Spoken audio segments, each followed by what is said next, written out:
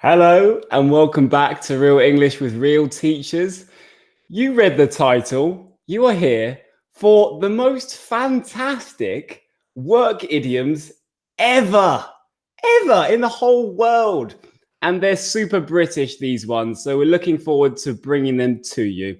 If you are watching live, make sure you stick around till the end because we're going to give you an opportunity to participate so we can read your examples of using these fantastic idioms in your own examples. And if you're not watching live and you're watching after this live recording, then please participate and write in the comments with your own examples throughout. So you're learning actively. But hello, Charlie. Good day, mate. You're over in Australia. How you doing, buddy? I'm doing very well. Yes, lovely to see you so far away. It's actually exactly the same, but we are very far apart. We're 10,000, I think, kilometers, miles apart. Would you believe? But lovely to be here. Hello, everybody, and we're looking forward to getting into these idioms. The first one, I was thinking about the time when I went to the gym very frequently, actually, in university, and I thought I had done quite well. But I remember the girl that I was seeing at the time, I took my top off and I was hey, how's it going? And then she didn't like it. She didn't think I had done very well, and I was a bit upset. I was like, oh, that's rubbish. I've been working my arse off for these abs, you know. I've been working really hard. I've been working my arse off. Come on, at least say it's good. Come on. Oh. Has you been doing lots of like bum exercises then? Like just doing squats to work on your glutes, or were you working the whole body? I was working the whole lot. Yeah, no, not just the arse. Yeah, I see what you mean. But no, I was mainly meaning the abs at the time. You know, I had at least a 4-pack. I felt like maybe a 2-pack, probably Wow. not a 6-pack. But yeah, 2-pack Shakur. Yeah, that's a shame. You should have shown them your bottom because you've got a strong bum, haven't you, Charlie? that sounds very strange to say that, but yeah, I've got a bum. I've got a bum. Yeah, I was thinking of starting an Instagram account, but yeah, might do that after Real English fails. How about that? Yeah. Well, you should probably start now then. So yes, work your arse off. We'd say arse. In America, they'd say ass. And you could also say socks, can't you? You could say you work your socks off, which is quite British. You could, yes. And before we get too far into the video, we want to tell you that this video has been kindly sponsored by a website that we think work their socks off. They are italki, italki.com. Have you got the whiteboard there, Harry, to show them? I've got it right here. italki.com. It's a fantastic website. We are on there, and it's an online language learning platform. So if you need to work on your fluency, on your pronunciation, your use of any language you want, then you can go on italki and you can find teachers who will teach you one-to-one on Skype, which is a great way to learn. You can do it from your house, you can do it from a cafe, wherever you can get an okay internet connection. Doesn't even have to be a very quick internet connection, but we really recommend it. It's a great way to improve your fluency. You use this platform, Charlie? I do, yeah. I'm trying to get anybody and everybody on it. My father's enjoying Italian at the moment, and I keep trying to push him onto it. It's just such a good platform to meet like-minded people or tutors in the foreign language. And instead, he's a bit hesitant to go online. So he waits a whole week until he gets this half-an-hour chance to meet with this Italian lady in the coffee shop down the road. And then they speak for about 15 minutes in English and then 15 minutes in Italian. And it is really sweet to hear. And it's great to keep the offline contacts. But, you know, if you want continuous attention with your language, then go over to italki, find a tutor, and get as many hours as you want in the week in your own convenience in your own home. It's brilliant. It is great. That's really cute that your dad's learning Italian. And I hope you convince him to use italki. So if you want to give it a go, we have a treat for you. In the description box below, if you click that link, you sign up to italki and buy a lesson. italki will give you $10 of credits to spend on your next lesson. So hope you enjoy that, but let's get back to the video and our work idioms. So the next one is another idiom related to work, but it's a bit different. And I was looking, Charlie, at some strange jobs, not very pleasant jobs before this lesson for this example. Can you think of any not nice jobs? I wouldn't enjoy being down in the sewage or in the sewers, cleaning up the pipes down there. I wouldn't like that. Funny you should say that, because that's exactly the example I was thinking of. So there is this job called a sewer swimmer, and they are kind of maintenance workers. And in Mexico, they have a very complex sewage system. So when sometimes it gets blocked up, they will send these sewer swimmers down into the sewers to unblock it. And they have to swim through the most horrible thing, you know, like a sea of human waste, animal corpses, horrible things. But this is their normal job. This is the typical thing that they do. So maybe they would come home from a day of work and their wife would say, "What have you done today, darling?" They would say, or husband. Thank you. Or husband. Yeah, exactly. Or husband. It could be a female sewer swimmer. And she would say, "Darling, or he. Or he, thanks." He or she may say to the husband or wife, "Thanks, Charlie, I swam past a dead goat." Well, I'm sorry, you said this earlier, dead animals or carcasses. Who's flushing dead animals down their toilets? No one, but you know, they can end up in the sewer by other means, can't they? Maybe they put them down the drain. I don't know. Or sometimes the animal finds its own way there. I'm not suggesting they flush a goat down the toilet. But what this person might say is, "Oh, it's okay, darling. It's all in a day's work. It's all in a day's work. It's not nice, but it's something typical that I do in my job." Right. So this is what we say. It's all in a day's work. Don't worry. It's just a dead goat. Same thing tomorrow. No biggie. Nothing to worry about. Yeah. Okay. All in a day's work. It's all in a day's work. Nice. Yeah. I'm just imagining the wife pushing a goat down the toilet and saying, "Darling, it's flush. It's blocked still. It's not working. You need to get a better toilet." But yeah. Okay. It brings a whole other like image to the word floater, doesn't it? We've already got there. Not even 10 minutes in. Okay, so it's if something is difficult or unpleasant, but it's usual for that person. Yeah. Exactly. It's normal for that person, normal for that job. Yeah. Is there anything you consider difficult about your job or unpleasant? Not really. I love my job. It's very comfortable. Yeah. Okay. Well, my sister, she's a doctor, so you know she's probably seen pretty horrendous things. Yeah. So I could say, God, you had to stuff that dead body full of, you know, paper towels before it goes off to the coffin. And then she could say, it's all in a day's work. It's fine. It's fine. Okay. I thought she was stuffing dead animals. Taxidermy. Yeah, she does that with humans, actually. In Australia, it's a very big, very trending thing. Yeah, you got Grandad in the corner. G'day, Grandad. How's it going? Top of the morning to you. That's they say that in Scotland. Yeah, you're going No, off.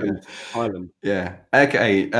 So that is the second one, all in a day's work. The first one was work your arse off. So the third one, I thought of an example. If anybody is into the Sopranos, you might understand this one. Or yeah. if you've known anything about the mafia, or if you've watched what's the Don? Come on, the main Don Corleone. the Godfather. Sorry, the Don in the mafia would never let himself do little dirty things and get caught up in unpleasant behavior that needs to be done. So he would make somebody do it. So you could say here, he gets somebody else to do the dirty work for him, to do the dirty work for him. So yeah, so if there was a dead body that they killed and they threw that body in the sewer, he wouldn't swim in the sewer to get it out if it got blocked up. No, the sewer swimmer would have to save the day there and do his dirty work for him. But I guess the sewer swimmer would come back and say, it's all in a day's work. It's fine. Yeah, don't worry about it, Don, you cheeky bugger. Yeah, that's good. For somebody's dirty work. So the sewer swimmer did his dirty work for him. But you could use it in other contexts as well. Maybe if I invite Charlie to come and stay at mine, there's loads of washing up. And I say, Charlie, could you help me out with the washing up? He could say, yeah, making me do your dirty work for you, eh? Typical. All right, give it here. I'm just going to hand you a plate. Here you go. I'm doing his dirty work for him. Love it. Yeah, there you go. Or maybe you cheated on your girlfriend and you're too scared to tell her yourself. So you'd get your friend to do it. And he'd say, I'm not doing your dirty work. That's horrid. Very good. Very good. Yeah, that was classic behavior back in school days. I think when we were like 11 or 12 and you'd have a girlfriend, which meant you'd never physically see them. You'd just text them saying, hey. And if you didn't really want to go out with them anymore, you'd do exactly that. You'd make somebody else do your dirty work. No, do the dirty work for you. Yeah, not good. Horrible. I remember being dumped by a friend of my girlfriend at school. It was horrible. I knew it as well. Yeah, to be dumped is when somebody finishes a relationship with you. To be dumped. So we're using it as a passive. I was dumped. And I saw her walking over to me across the playground. And I knew it from the look on her face and the look on the face of my girlfriend at the time. I was being dumped. I saw her coming and I thought, you're doing her dirty work, aren't you? You nasty girl. Were you horrible to the middleman or woman? Middle woman? No, I said no. That's fine. Yeah. That's fine. It's fine. Yeah. Didn't want to be with her anyway. Didn't have enough text in my text package.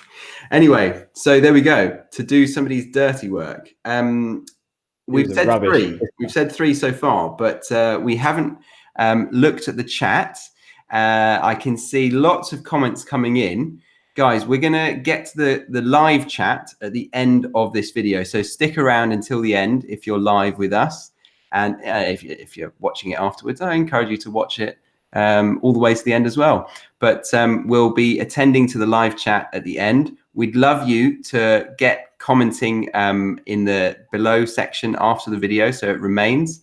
But the main aim is to get you creating English with the phrases that we're teaching you. So get creative with those three that we've thought of or we've introduced to you. All in a day's work. Do somebody's dirty work and work your arse off. Yeah, or your socks. Or your socks. Yeah. I like socks. Yeah, you could use that in different contexts as well because it's not rude like arse. I'm working my socks off here. Come on, give me a break. Yeah, work your socks off is with your granny. Work your arse off is with your mates at the pub. Yeah. No talk of your bottom with your granny. Yeah, or her bottom. Okay, so the next one. For this example, I'm going to show you my little friend. It's not Don Corleone. It's my Trump doll, and Trump has got really nice hair. And you know, he keeps his hair nice by using a really good hair product. So it keeps it voluminous. It just keeps it looking nice. It just looks great, really. Really healthy roots and everything. So what Trump said to me when he got this, he said, "Oh my God, Harry, I've got this this new texture moisturizing lotion for my hair, and it works wonders." And I said, wow, Trump, that's amazing. Is there any other way to say that? And he said, yeah, you can say it works miracles as well. So if something works wonders, it means it's very good and it works very well on you. So I can say it works wonders on my hair. Or you could use a different preposition. You could say it works wonders for my hair. So I recommend you buy this product. It works wonders for your hair, or it works miracles for your hair. Wonderful. Yeah. And you have been using this product, haven't you? The one that Trump has been using. Has it been working wonders on your hair? Very, yeah, really it has. Fantastic. It's really bringing out the curls in my hair. So yeah, it's working wonders. And I could also say that it works a treat, couldn't I? I could say, this works a treat, which is a nice way to say it as well. Works a treat. And it doesn't have to be when you're talking about products. Maybe it could be just something you do and it has a positive result. Like, Charlie, what do you do when Stacy is mad at you? Do you have any way to kind of, make her love you again? I do actually, yes. Show her my flabby stomach. No, I give her a hand rub. I'm good at massaging her hand. That's really creepy. I wish I hadn't asked. You give her a hand rub. Oh, yeah. Okay. And does it work a treat? It does. It really does work a treat. Yeah. Yeah. It's almost like, when you give a dog a treat, when you're like, do you want some chicken? Do you want a biscuit? They're like, yeah, kind of like that. It's kind of similar response from Stacey. Do you want a hand rub? Yeah. But it was quite hilarious, actually, when we were at her parents' house. She said it to me and her father overheard, but at a distance. And he thought she said job instead of rub.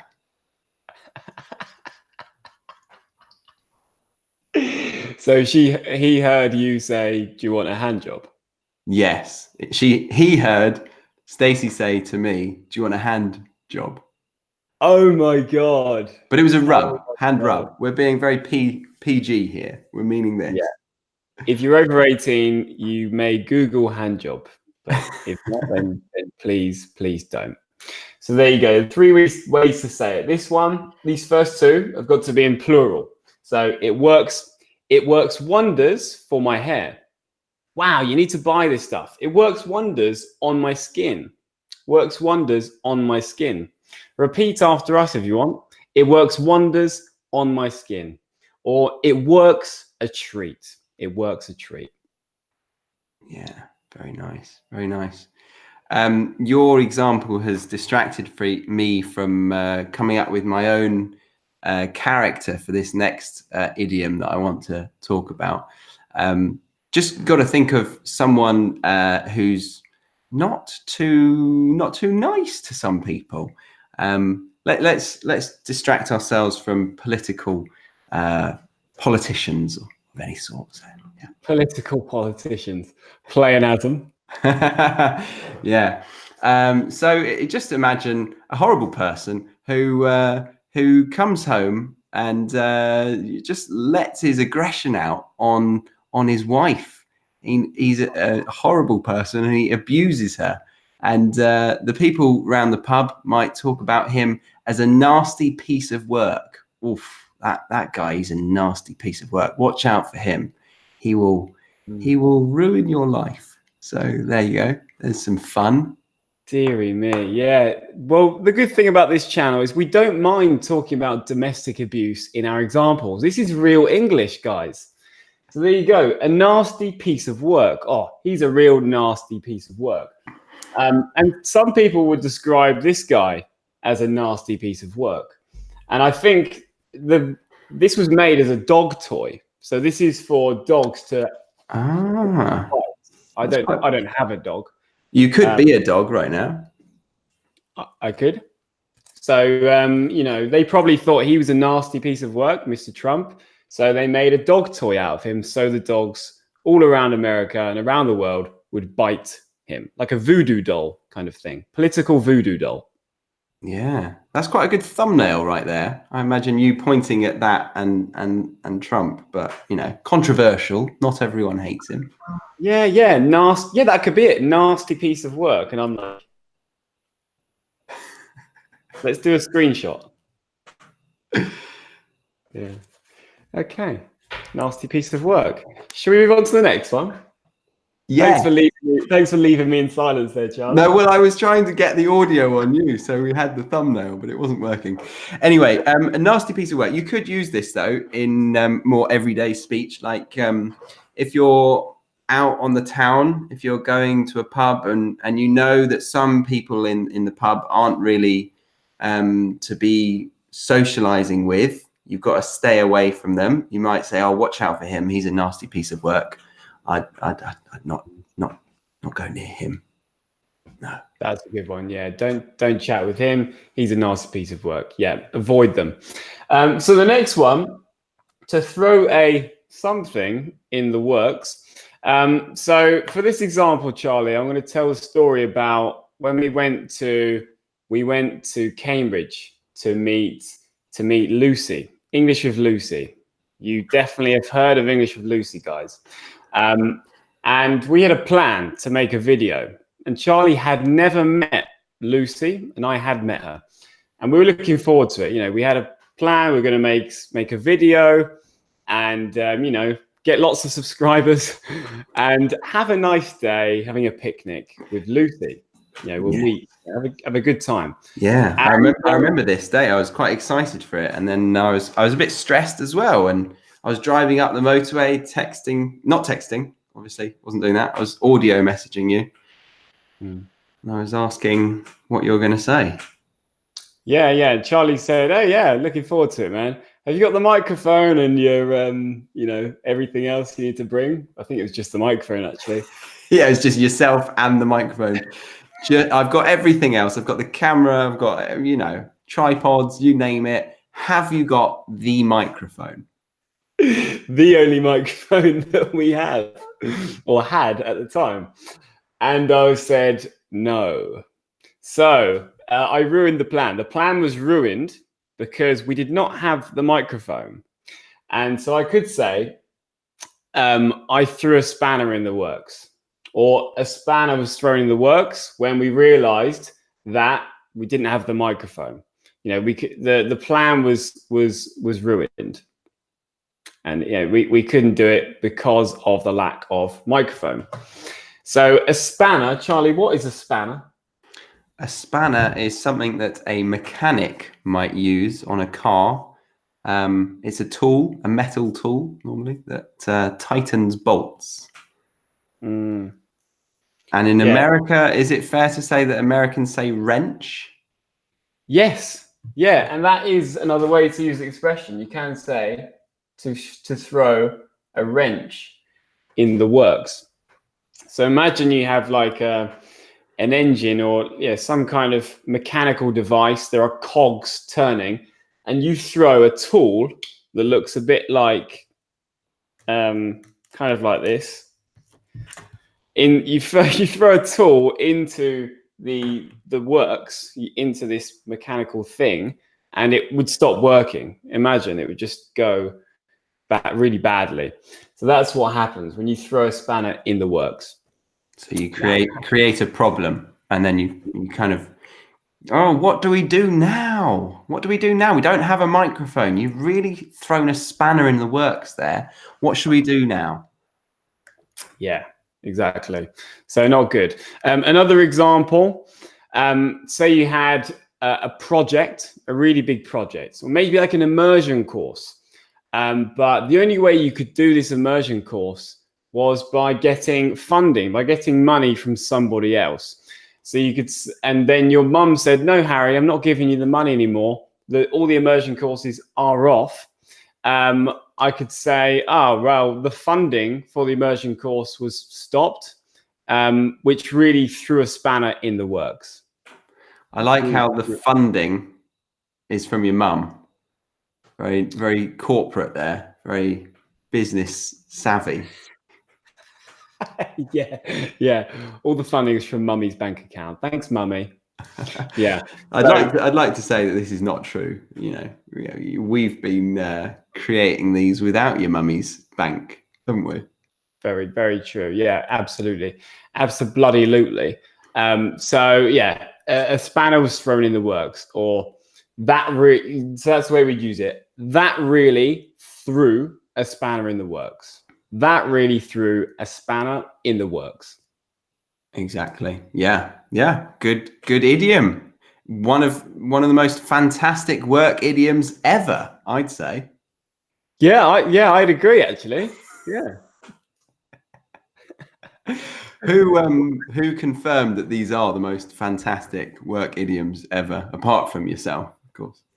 I had a chat with Raymond Murphy from Grammar in Use, the author of Grammar in Use. We had a chat. I said, Raymond, do you think these are the best work idioms ever? And he said, yeah.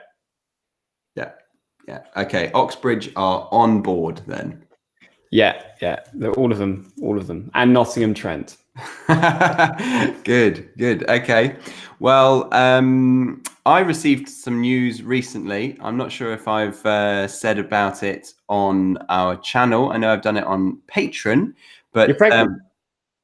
No, I'm not pregnant. No. But it is. Gay? No, I'm not gay. No. They're not related. So yeah, it is about pregnancy though. My sister has got nearly a 2-year-old, and she's already pregnant again. Would you believe? That happened quick, in my opinion. And then when I was home, they found out. They went for the ultra scan, the scan that they can see the baby in the womb, and the lady, the nurse, was going like this, and she said, "Oh, there's the heartbeat. Oh, there's a second heartbeat. Oh, you got twins. Got 2 babies in there." And yeah, she was rather shocked, as was my brother-in-law. So Here we go. You can say they have their work cut out for them. Having twins and a young one already, I am not jealous. They have their work cut out for them. Wow. Yeah, exactly. So that is going to be really hard. That their workload as parents has now tripled. So they have their work cut out for them. They really have their work cut out for them. They and do. Your mum. And my mother. Yeah, my mother is down the road, so she's going to be a full-time granny with a full-time job. So that's not going to be too much fun. But yeah, so they've got their work cut out for them. Harry, have you ever felt like you've had your work cut out for you? Yeah. I think we've had quite intense periods of work, especially when we did our first immersion course. Like, it felt like there was a lot to do. When we went to Greece to record that course, the IELTS course that we're still editing, that we really had our work cut out for us there, because we had so much recording to do. It was mental. Like, all day, every day for 10 days, we were in this flat recording videos. Yeah. And it was really intense. Yeah. So we had our work cut out for us. We did. We had our work cut out for ourselves. For us? Could you say ourselves? For us? Work cut out for ourselves. For us. I think for us. I think both sound fine, but I think us is probably better. Yeah. Yeah, we made about 60 odd videos in less than 10 days. It's crazy. IELTS course coming soon, guys, if you're interested. But yeah, so they've got their work cut out for us. We had our work cut out for us. But what's the last one? Actually, just a quick example. My sister, the other sister who lives in Australia, their house is almost complete, but I went outside to look at the swimming pool, and they've got their work cut out for themselves. Or my brother-in-law has his work cut out for himself. And in fact, I might have my work cut out for myself. Gosh, I'm saying this a lot. Because there's so much to do around the swimming pool. We've got to make loads of cement to finish it off. So yeah, quite a lot to do. Wow, you've all got your work cut out for you. So if that's not enough examples, I don't know what else is. On to the next and final idiom. That's it. So just to remember, you need to say this phrase at the start of the work when you know that you have a lot of work in front of you to do. Like, oh yeah, wow, you've got your work cut out for you. Okay, number eight.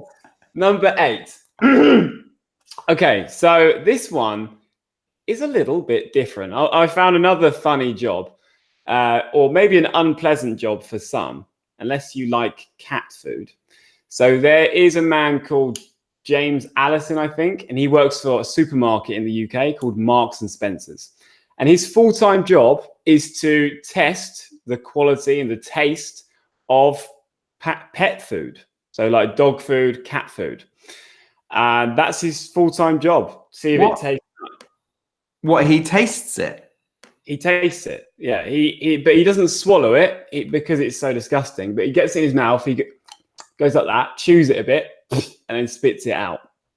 That's his job. That's mental. Why don't they use dogs and cats? That's what it's made for. That's mental. That's absolutely ridiculous. I don't know. Ask James Allison. I don't know. I'm going to email him. Have you got his email? Yeah. James Allison at petfoodtaster.com. Also, can you ask him why his surname is a female name? It just sounds funny. So he's probably not loving his job, but hopefully if he gets to a higher position and works his way up,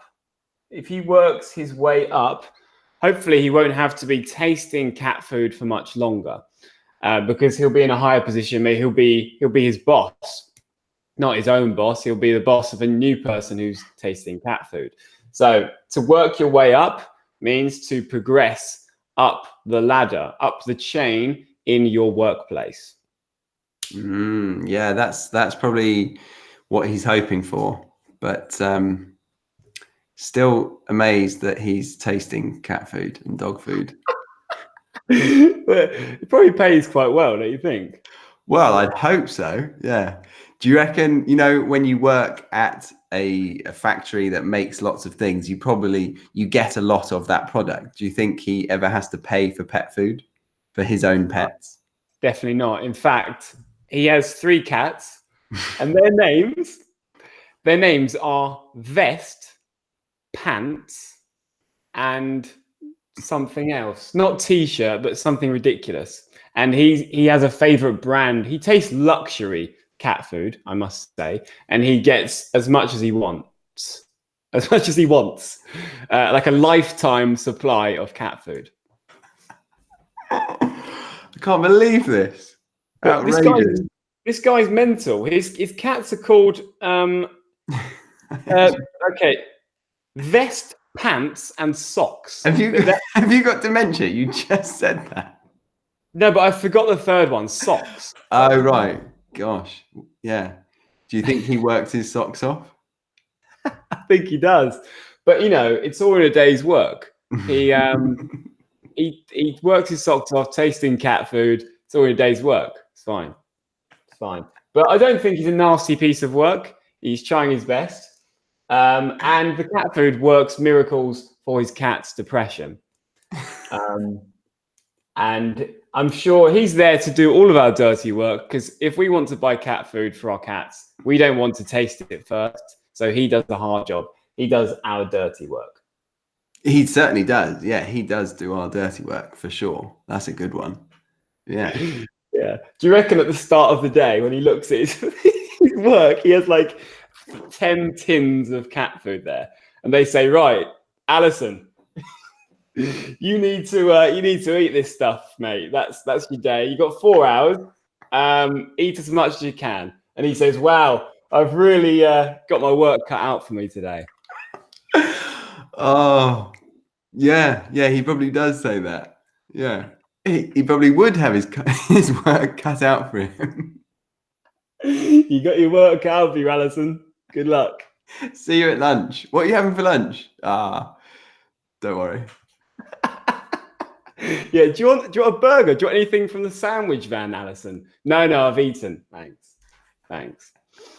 Also, sorry to bring him back again, but when he got the job as president, he had his work cut out for him, didn't he? You know, when you've come into a job like that, you've got so much to do. You do? Yeah. Especially if he wants to build a huge wall. Yeah, he had his work cut out for himself. Yeah. But he had a really good plan. His plan was to make Mexico do it, wasn't he? To make them build their own wall. Yeah, certainly pay for it. That fell through though, and he's not told the world, I am now paying for the wall. Yeah. Yeah.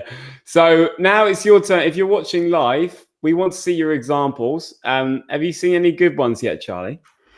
There's certainly a lot in there. I have been looking through. I'm going to read Ben Geelan.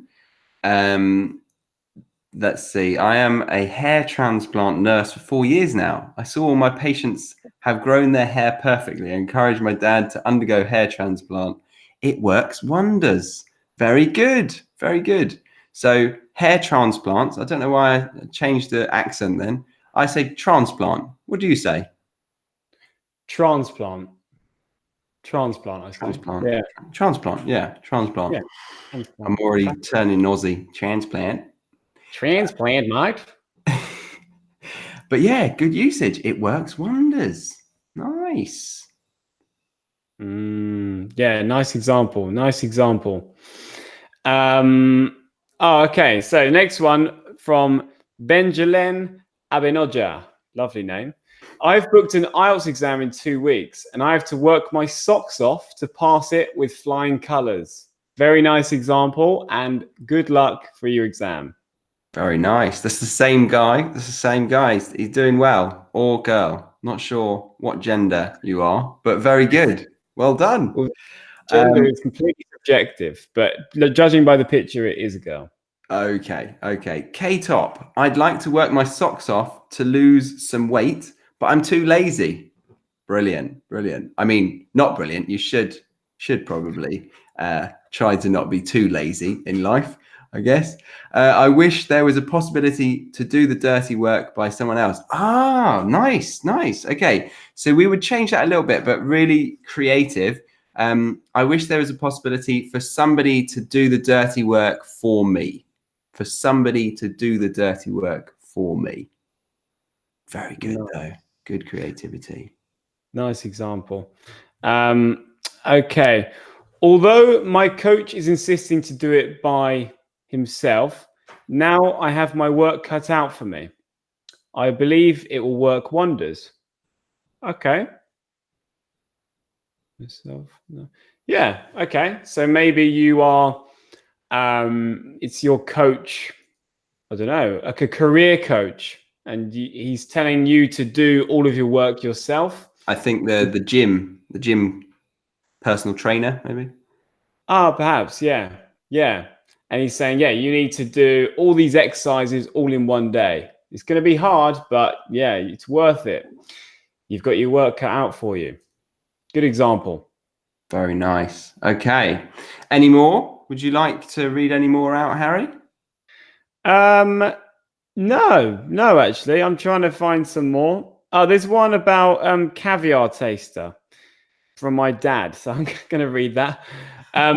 Once he has worked, has way up. There's a grammar mistake here, Dad. Once he has, oh no, it's fine. Once he's worked his way up, he will then progress to be a caviar taster. Very good, very good.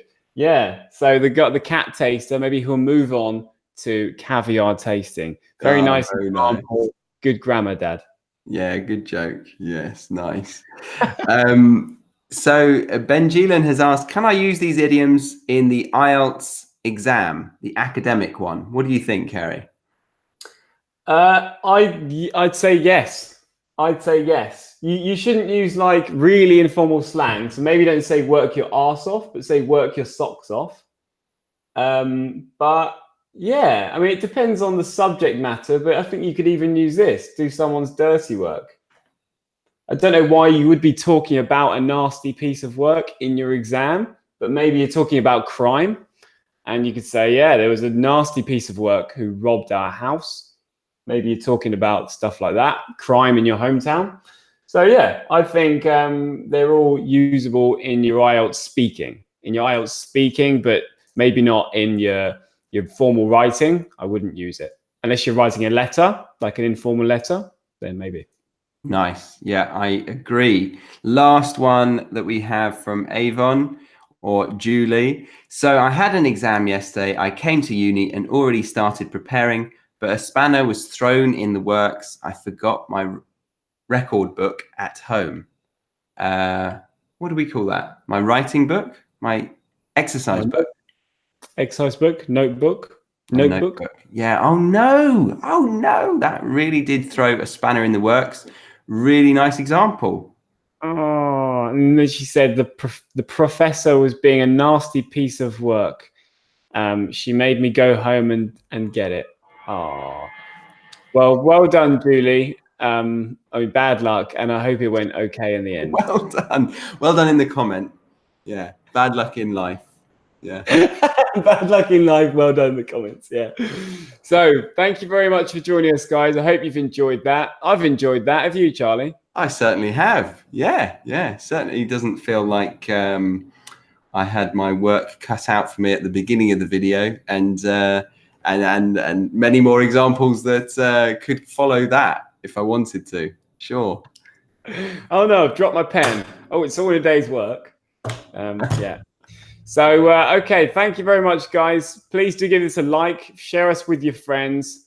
Watch our other videos as well. There are lots out there, and hope you've enjoyed it. If you didn't watch live, then put your examples in the comments. We will read them, we will like them, and maybe even give you some corrections. But see you again soon for another video. Have a lovely day, whatever you have planned, and I hope there are no spanners, or a spanner doesn't get thrown in the works for your plans. Ciao for now.